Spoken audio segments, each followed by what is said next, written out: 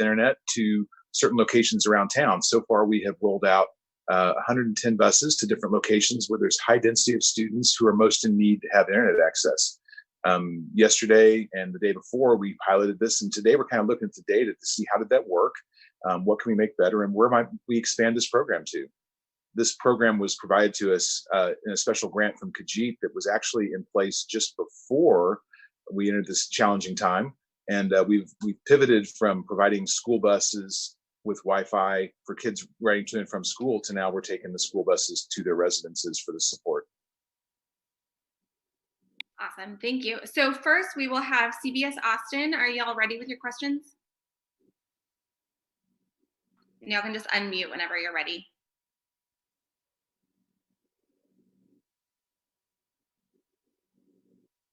Okay, we may not have CBS on yet. Why don't we go to Spectrum News?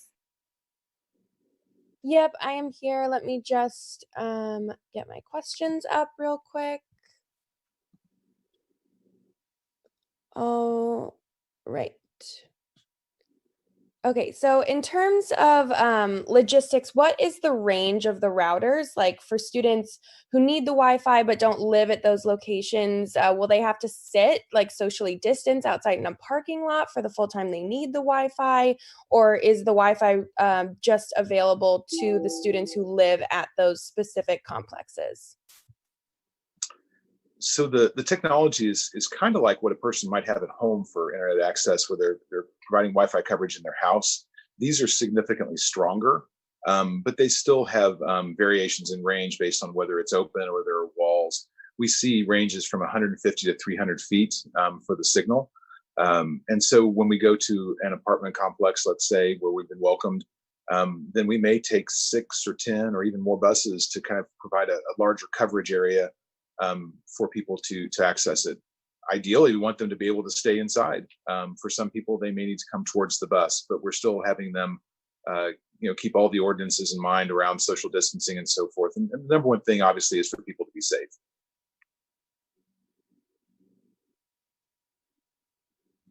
Great. And then I noticed that there are 2 schools on the list for where Wi-Fi is provided. Obviously, the children won't be able to go inside the schools. So in that case, what will it look like for them accessing the internet? Again, like, will they be sitting in a parking lot to access the Wi-Fi? If so, how will social distancing be enforced? Will there be personnel with the buses the entire time they're available? We're trying some things, right? So some of this is trying to find out what works for our families and different approaches for different communities. Some places where we knew we had a high need, but there wasn't a place where we could go to, like an apartment complex. This is what we've tried. Those situations would most often be someone sitting in a car or cars. We're trying not to have people congregate around the buses and be closer than 6 feet or any closer than necessary. Kids are not getting on the buses. And I'm trying to think what else was part of that question there. I guess just about what personnel would be with the buses and what their responsibilities would be. Thanks for that refresher. So Chris in transportation has one or two of his team on the bus at all times, just to help kids get connected and ensure the bus is safe and that we kind of follow all these safe guidelines that we have out there. Also like to add to that, Kevin, yes, exactly. I do have 1 or 2 staff members at all times, 8 to 2 with the bus. We also, part of the promoting more social, distancing, our buses, we also put up signs on them, on the windows to recommend to the students about social distancing is very important. Plus, other than accessing the sites better and the internet better, the Wi-Fi, we are putting more buses so the students don't get around one bus only. So the social distancing and the safety of the students is the most important aspect of this process. Great, thank you. Thank you. So we're going to go next to KUT. Claire? Hey, so Nikki got both questions I submitted, but I have another one. If I know you guys have been trying to deliver Chromebooks and whatnot the last couple weeks, and bus drivers have been doing that. Are you guys prepared if you set up at an apartment complex and then a kid comes out and is like, oh, I never got my Chromebook? Do you guys have them on the bus to give to them? Well, I think it's a fair question in light of this is just one thing that we're doing to try to solve this challenge. I mean, buses can go a lot of places, but they can't cover every kid. And the grants that we have for hotspots can cover a lot of kids, but not all of them. So there's just a series of things we're trying to do to make sure kids are connected. These buses only have one purpose right now that we're sending out to the schools, parking lots, and the apartment complex, which is to provide Wi-Fi. These are not technical people on the buses, and we're not storing deliverable products on the buses while they're sitting all day. There is a whole other group of buses that are out making runs, and we're delivering up to around 1,300 Chromebooks a day to the kids who need them most. Okay, great. And then how do families or children access technical support? I know in the email this morning there was a phone number, but if a kid's struggling, like, do they go ask the bus driver, or does the bus driver encourage them to, call an IT department? Yes, that would be if someone, I guess anyone in our school district that encounters someone in need would always want to be able to have a resource to be able to refer them to if they couldn't help them themselves. And so we'd ask those drivers to say, hey, here's the help desk phone number, or here's the parent support line if you need technology, so that we can get them the best information to them and get devices or support them as quickly as possible. A student having a tech support problem might not be able to ask their teacher, but if it's something related to how do I, or what's going on in a lesson, then their teacher is also a frontline support person as well. Cool, thank you. Thanks, Claire. Okay, up next we have Fox 7.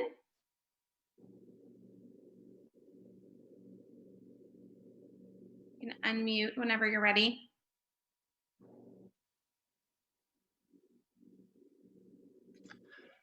Hey guys, thanks for taking the question. How much troubleshooting are you anticipating having to go through, and how will that impact the students' abilities to actually take part in some of the class loads if they're having technical issues and the show kind of has to continue on without them? So with respect to the school buses that are providing Wi-Fi, there's not too many technical problems that we're encountering. It's a matter of recognizing the network and putting in the password, and generally that's something that's pretty straightforward. Not too much trouble there. Tech support overall, gosh, it's everything we do every day, and it's a little bit tougher now with everyone being remote. So we are looking forward in the future to having some support stations available for people that have maybe a broken device or something like that, to be able to get a repair replacement in the most safe way possible. But yeah, everything's online. It's work from home, it's learn from home, and so the pressure on tech support certainly goes up. But we're shifting to meet that need. Are you potentially concerned with being inundated by people that are requiring help?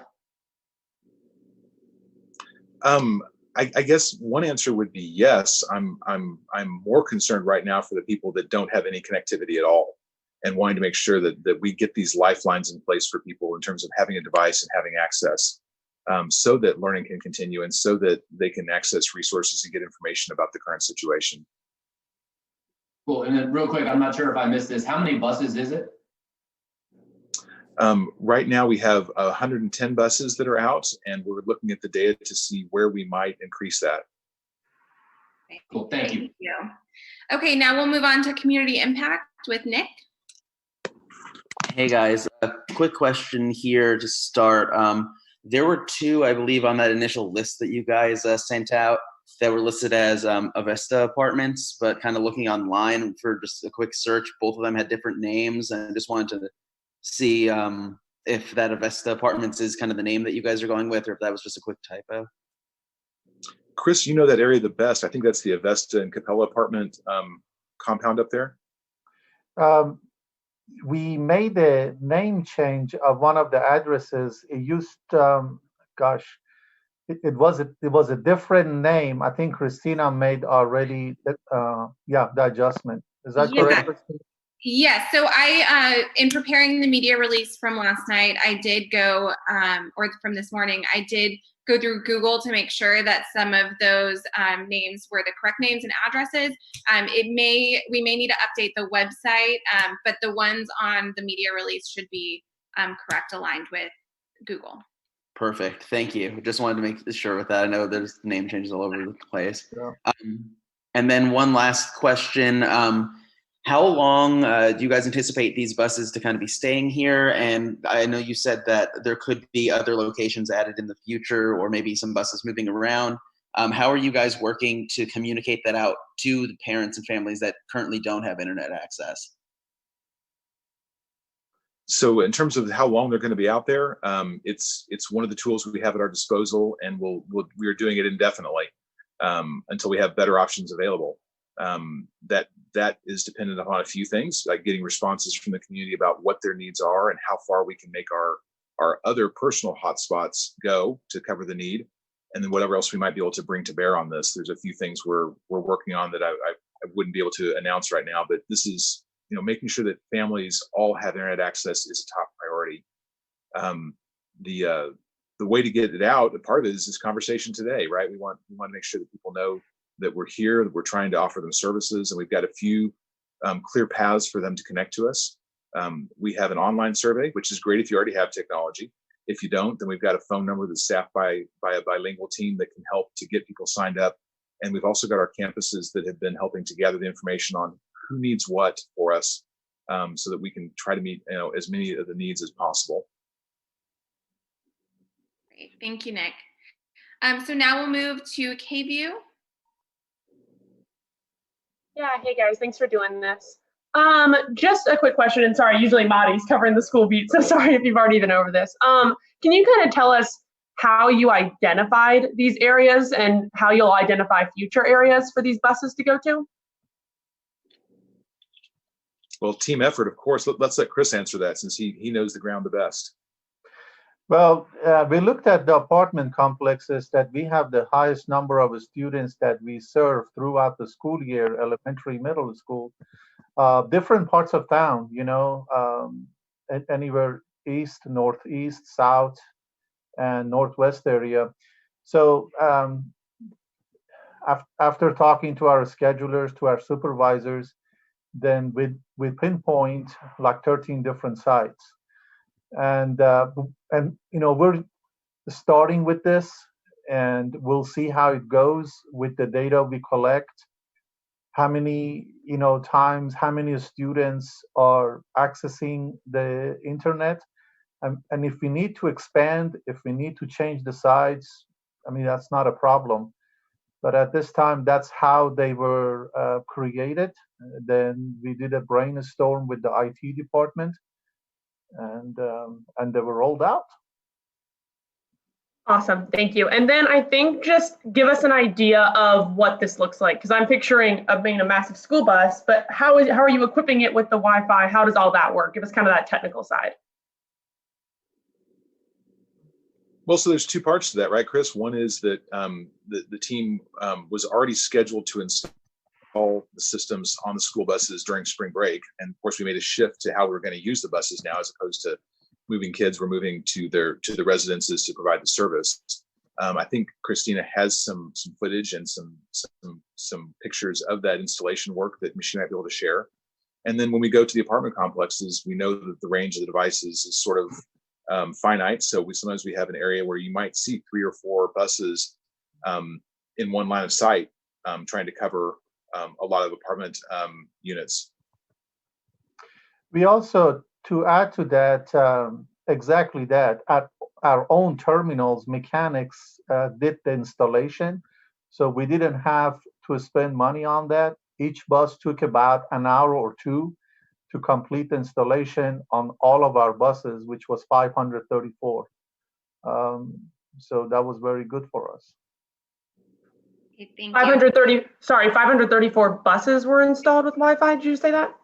That is correct. We wanted to install on all of our buses. So either for this project, or hopefully this whole thing ends soon for all of us, then we have all of our buses on the road that the students can still use it when they're traveling to and from school. Awesome, thank you. And two things before we head to the next station. I sent everyone some B-roll that was taken from our AISD TV team. So if you didn't get that or you need me to resend, please let me know. And then another thing is I just want to touch on something that Chris said is, everyone can kind of tell that this is like a continuously changing process with everything. It's not just this project. So as we continue to test more and get these buses out there, things are going to be refined, and we will definitely update as things shift, or if we expand to other locations, things like that. So if we can go to KXAN next.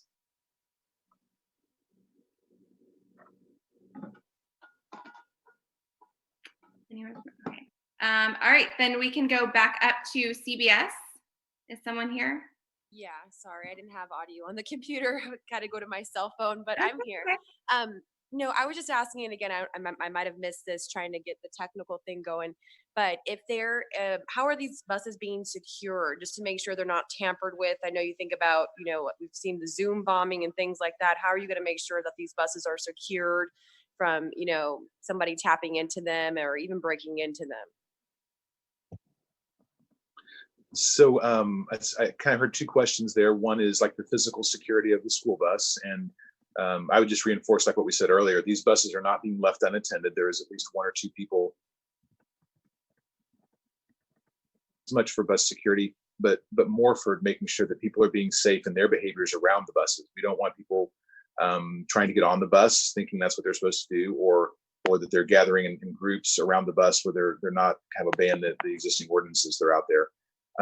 The network security pieces, part of security is not talking about security in some instances, but we are using fairly robust techniques to make sure that only appropriate content is going through and so forth. We know that no system is perfect, but it's a step or two above what a person might have at home, let's say, so that there's not really. I mean, it's an internet hotspot. So the goal here is to have computers that connect to the internet, and that's what we're trying to provide. And also on the physical security of them, of course, we have a staff member on the bus at all times, if to help the students about the social distancing, and if there is any issues, they have access to the radio on the bus. They can call our dispatch or district police. And I have also shared all the sites with our district police so they can patrol at times in case if our employees or the students need any kind of help.